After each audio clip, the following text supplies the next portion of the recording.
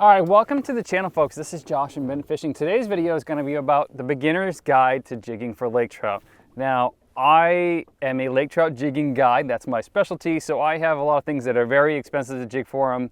Expensive rods, expensive sonars. Not that expensive of a boat, but it is still a cost that's associated with what I do in jigging for lake trout.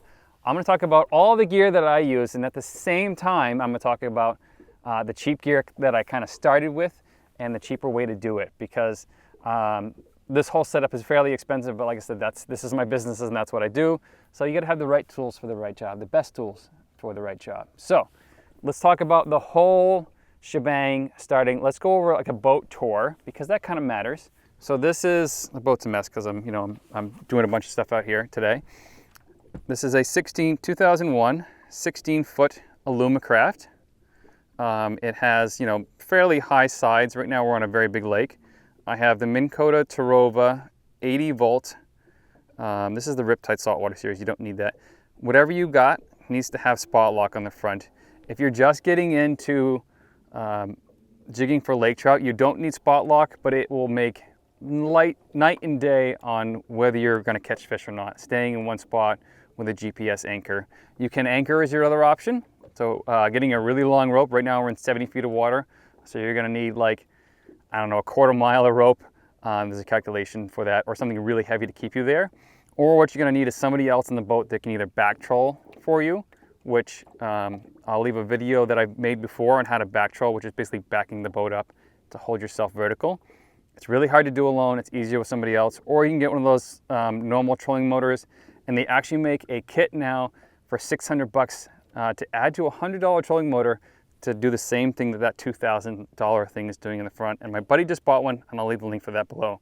So trolling motor is the front of the boat, 16-foot Alumacraft, and then I have a 50 horsepower tiller steer in the back. Now the tiller steer helps you with back trolling, and it helps, I have basically a football field of space in here when I have the chairs out when I'm not guiding. So that helps quite a bit. I'll go over my cheap sonar in the back here, and then I'll go over the really expensive electronics in the front. So we are sight fishing with sonars. That's how I jig for lake trout. Now you can jig blind for lake trout. I don't suggest it. It is very possible. It's just you'll catch less fish, or you might catch just as many fish, but it's way more fun to watch them on the screen. So let me go over, let me turn this on right here. So this is the Garmin 93 SV. Now they make a 7-inch model of this. This is plugged into a transducer that's right there. That's the GT54 transducer. That's between this combo and that is all you need to vertically jig for lake trout. That is all you need. I will stop right there. Trolling motor, boat, and a normal 2D transducer. All you need to do, and I just reeled this up here, and I'll show you on my phone here. I'll just kind of leave this rod here. My jig is going down, and what I'm going to do is I'm going to look for lake trout down there on the bottom. That's all we got to do. And I'll go over here, I'll stop this for a second. Menu, sonar setup. Frequency is chirp. Gain is medium. Beam width is 19. No zoom right now, and it's transmitting. And I just had a lake trout show up above me, so what I'm going to do is I'm going to reel up to him. We got everything set up here in the front. We got our trolling motor, we got our boat, we got our transducer in the back. I like to have my transducer aimed perfectly level with the bottom of the lake, not the boat, level with the lake. So right now my transducer is here and top of the lake level is here. That matters a crap ton on vertically jigging. You don't want it aimed out back like that. You don't want it aimed down like that. We will not get a clear image. That is key. And follow your manual for other things. My boat actually sprays a little rooster tail. Nobody cares. Nobody cares. So what we're gonna do is we're stopped on a high percentage area called a hump. And I actually have a fish coming in right now on live scope, which I'll show you here in a minute, but I'm gonna see him on 2D in about 2 seconds. There he is.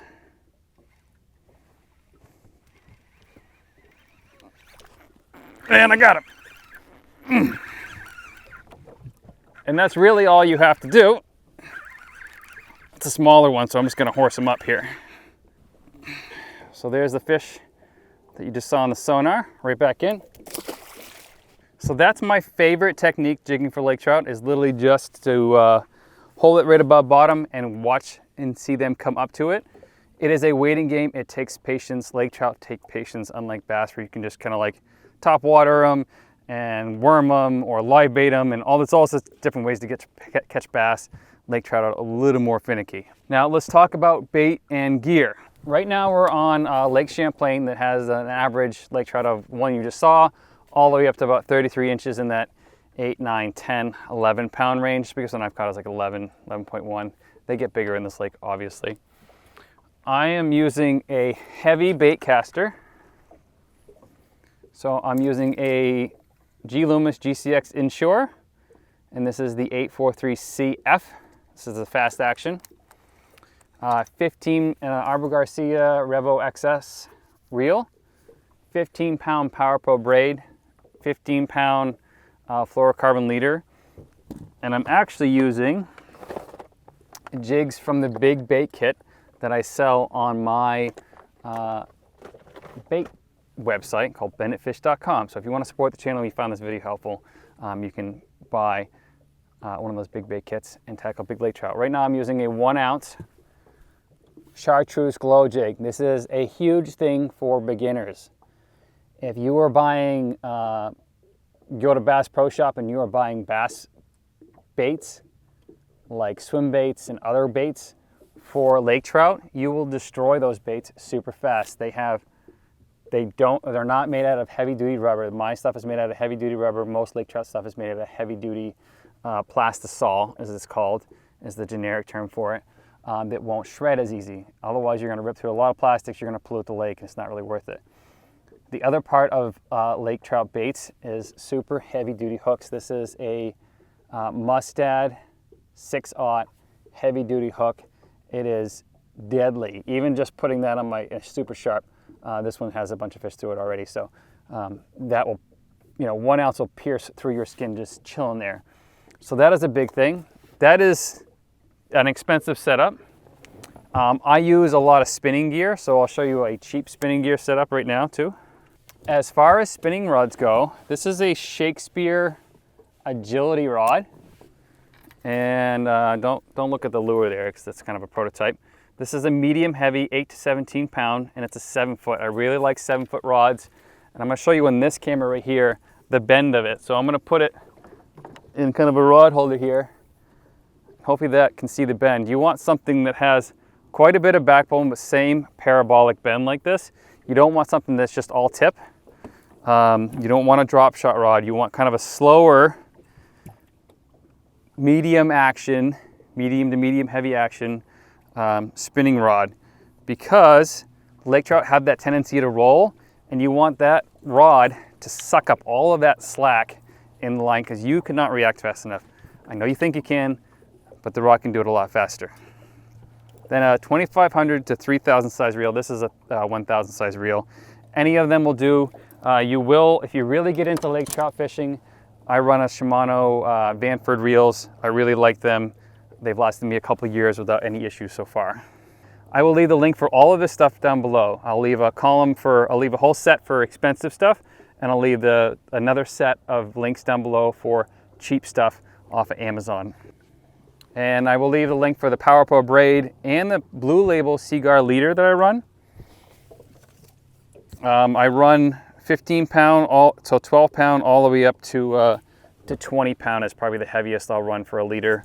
And as far as leader length is concerned, I run 2 arm lengths, 1, 2, that's about 12 feet.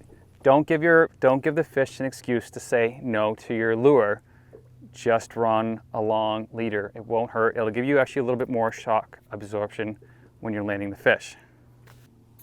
So if you want to see a video on where to fish, click on the playlist link down below, or I'll actually leave the video link down below of where to fish. My #1 spot is on humps. So underwater mountains that kind of look, and I just showed this in the other video, underwater mountains that look like this. The steeper the better.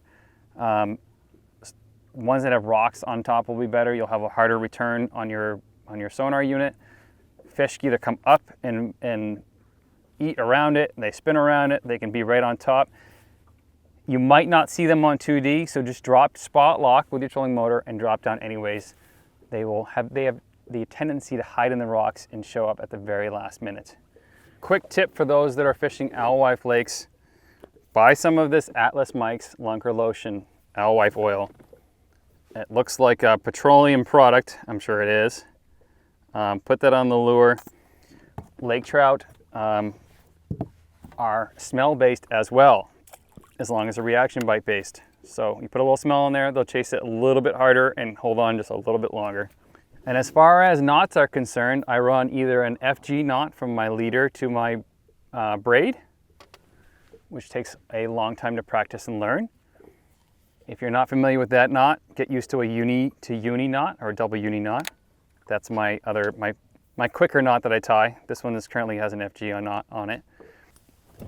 The knot that I'm using to tie the line to the hook is a polymer knot. It's one of those knots that's super strong, even if you tie it incorrectly. That being said, tie whatever knot you are comfortable with. If you're comfortable with a clinch knot, I don't suggest a normal fisherman clinch knot on larger diameter hooks, because the knot is actually under less friction when it's wider like that. I have another fish coming up right here, and I'm not going to move it until he gets right next to me, and then I'm going to reel it away from him. And hook him. Another huge thing is don't show any mercy to this fish. You've already poked a hole in their face by hooking them the first time. The worst thing you can do is break them off and give them the hook for life or until it rusts out. I have multiple fish down there. Is tighten your drag and set the hook multiple times.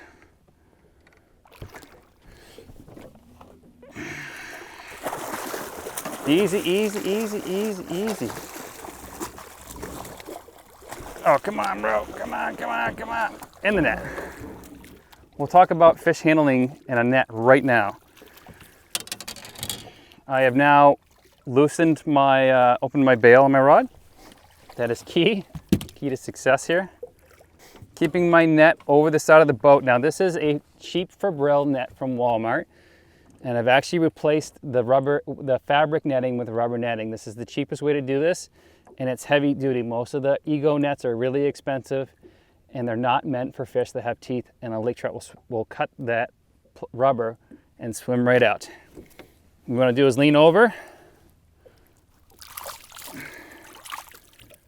Most of the time that hook will fall right out.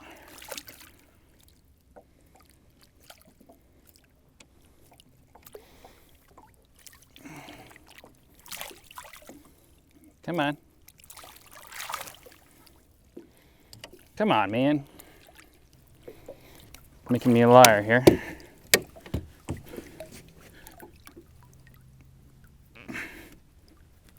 Wrapped up in the freaking braid.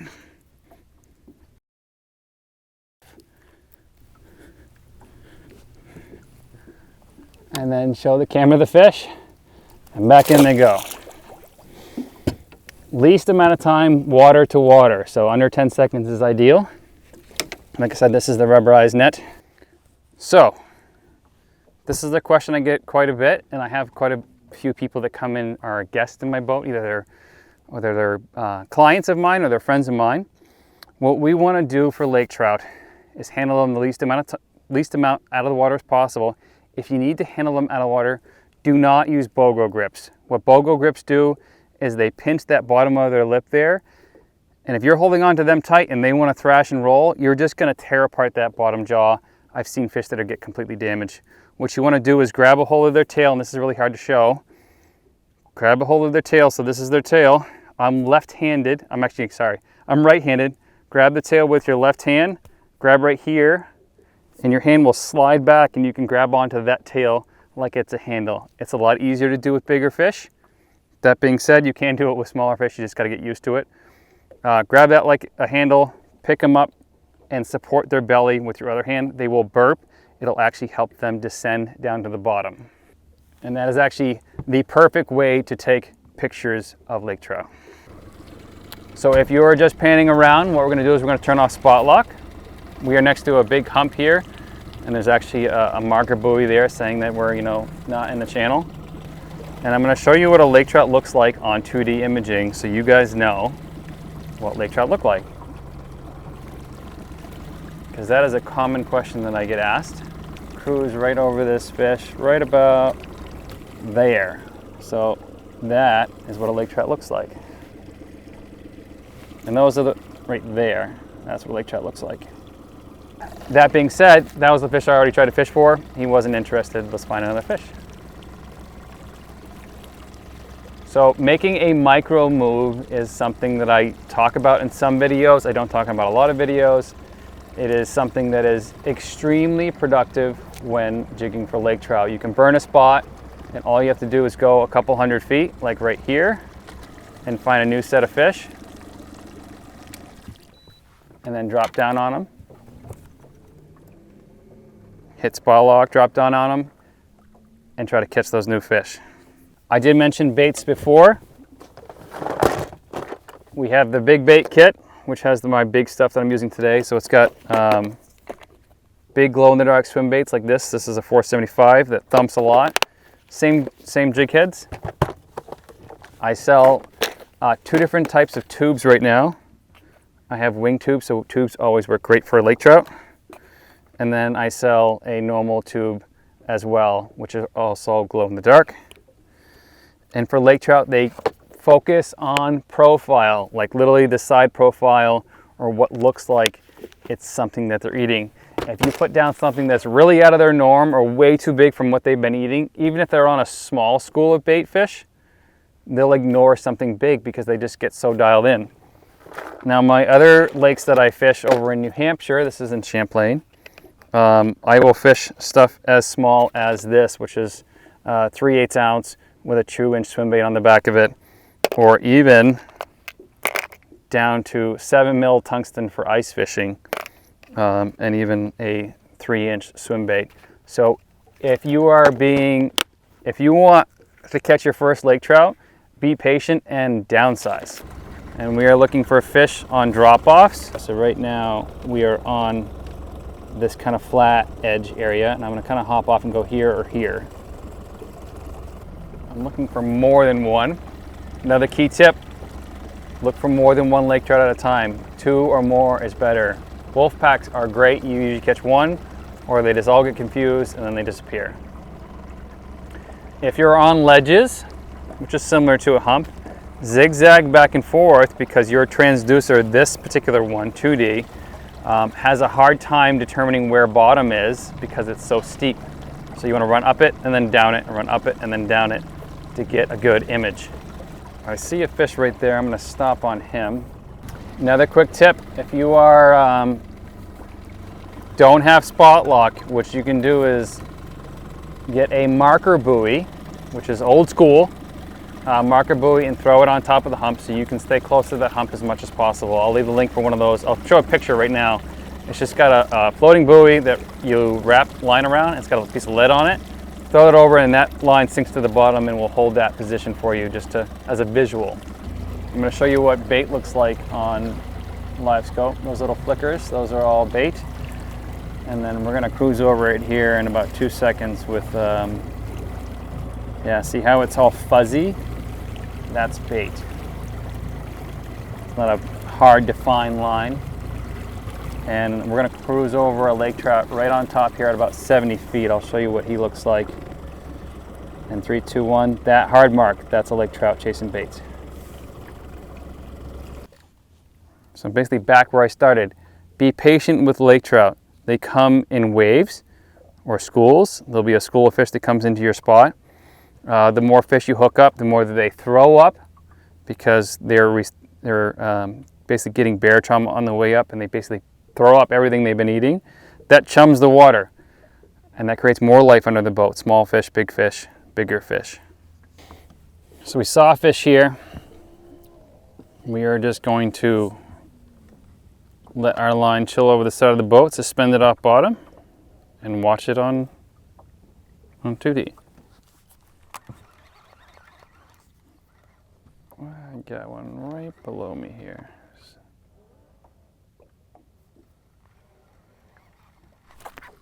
Oh, got him. Oh, yes. He freaking tackled that hard.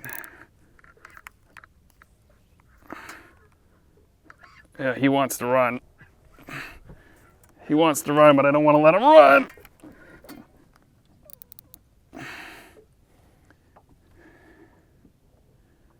It's another bigger fish too.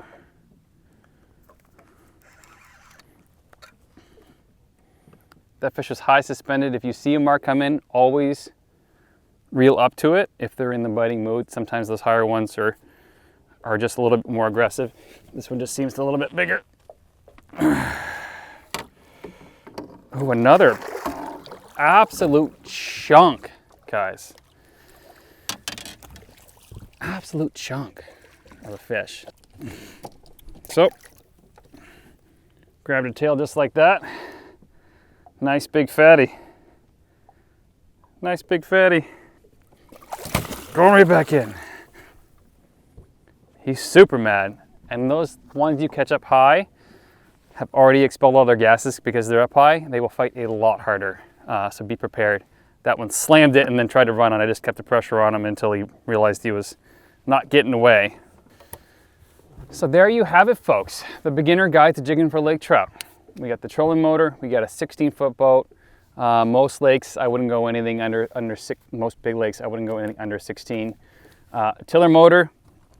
It's hard to find tiller motors here on the East Coast unless you're in that 14-foot range. This is a 50 horsepower Tohatsu 4-stroke. Garmin LiveScope is the cheap way to do it. I mean, the Garmin 93 SV, which is a 9-inch screen. You can also go with the 7-inch and the GT54, and I think they now have a GT56 transducer. And like I said, I'll leave the link for a whole section for expensive stuff and a whole section for cheap stuff. Get yourself a rod with a decent amount of backbone, but kind of a slow bend to it. That helps a lot too.